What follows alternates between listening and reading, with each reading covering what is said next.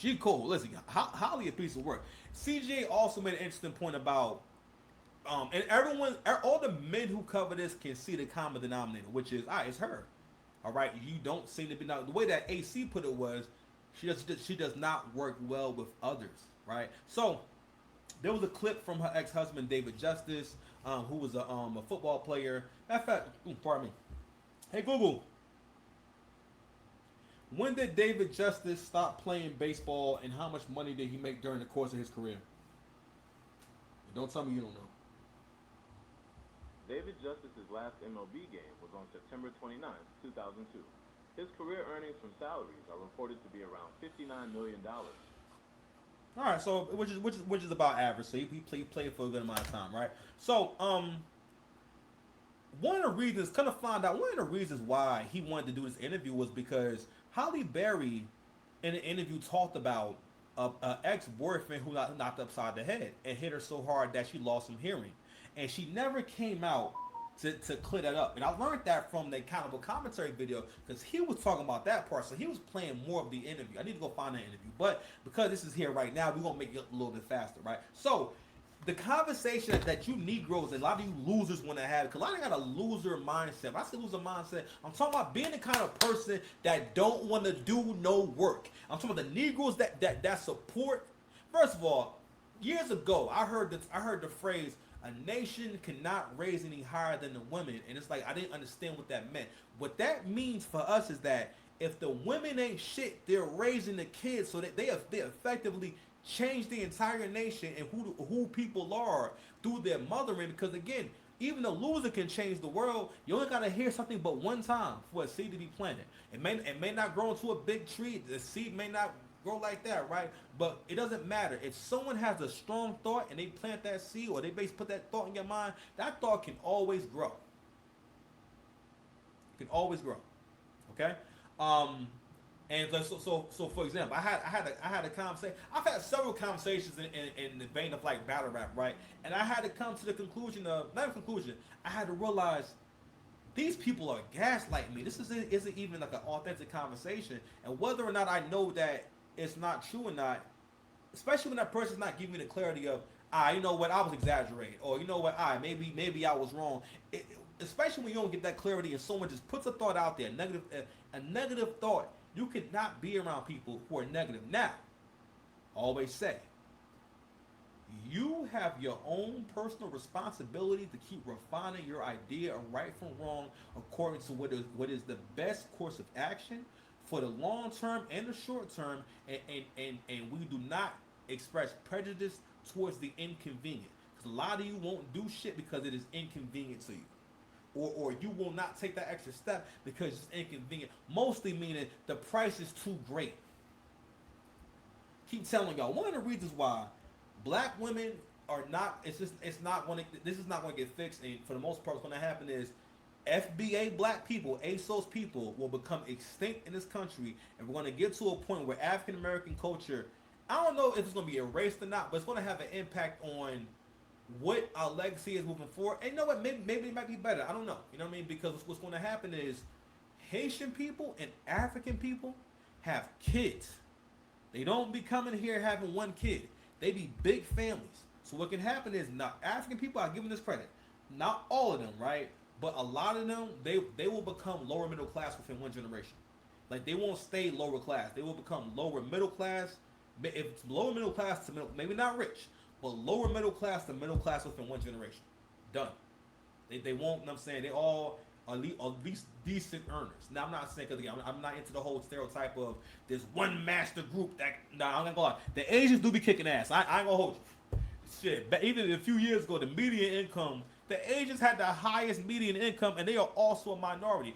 And one of the reasons why that is because the women in that listen, most black men, most men of color, we love anything that's thick. I ain't gonna lie, a lot of us like fat women. You know what I mean? And I've had to wean myself off. Now I stay within the fetish and fantasy realm with fat girls. But a lot of black men, for the most part, whether you realize it or not, you like big girls, and you've been conditioned to like big girls and old chicks and women who have serious problems. All right. But anyway, I lost my train of thought there and everything. But anywho, my main point, I guess I want to get to is we celebrate this whole idea of people doing whatever the hell they want, right? And David Justice was getting bombed on because, well, for one, this part of the interview went viral because it's important. Like, people want to know, why'd you get divorced from Halle Berry, right? Now, mind you, the answer he had was a respectable answer, and it was his preference.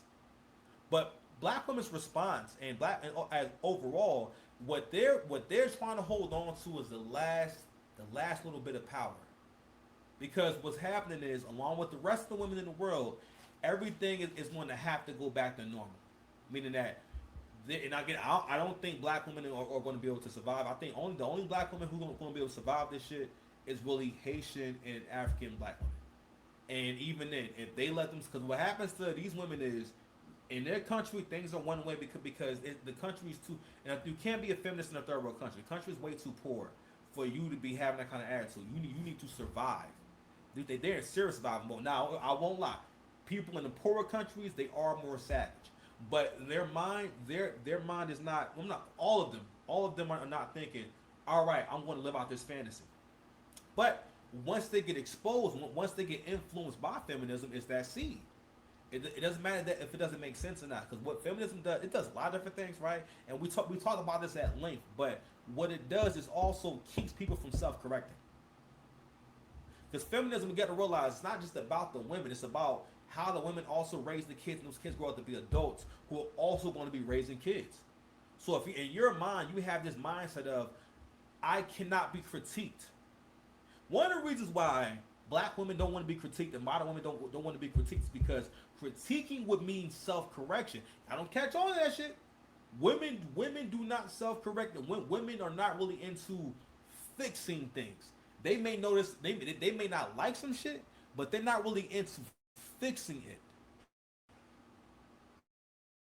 And I'm listen, I'm going to cover, because this is the most interesting, thought-provoking, and one of the most important things that happened in black history is the Drake and Kendrick battle, because so many different factors go into it. It's important because it shows how much that we ain't shit as a people, how stupid we are as a people, how much we don't read, we don't comprehend. In school, I always wonder, why is the reading and the comprehension test separate? Because reading and comprehension are two different things. Comprehension, now mind you, I think that it needs to be gone over and explained what comprehension is. I think when you frame things correctly, right, it's so important for teaching, framing things correctly. All right. Anyway, so I wanted to look at this the clip again real quick. Her in 1996. I remember Halle saying to me, hey, she asked me to marry her after knowing me for 5 months. So I'm looking at my mom, and I'm a Midwest guy, so in my mind, I'm thinking a wife at that time should cook, clean, and then I'm thinking, okay, if we have kids, is this the woman I want to have kids with and build a family with? And at that time, as a young guy, she don't cook, don't clean, don't really seem like motherly. And then we started having issues. It really wasn't a lot of negative.